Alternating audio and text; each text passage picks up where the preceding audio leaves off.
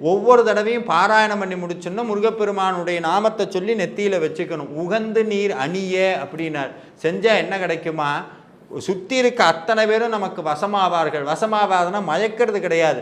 நம்ம செய்யக்கூடிய வேலைக்கு அவங்க அத்தனை பேரும் ஒத்துழைப்பாங்க. அதே மாதிரி வாக்கிலே இனிமை வரும், முகத்தில் தெளிவு வரும், தேஜஸ் வரும், லக்ஷ்மி கடாட்சம் வரும். இதெல்லாம் எப்படி வருமா? மனசுக்குள்ள முருகப்பெருமான் வருவாரா?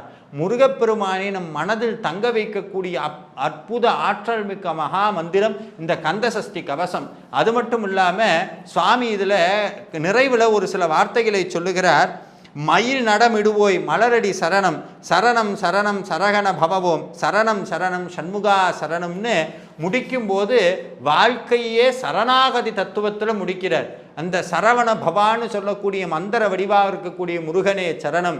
இந்த மொத்த மந்திரமும் முடியும் போது மூல மந்திரத்தில் முடிகிறது. தொடங்கும்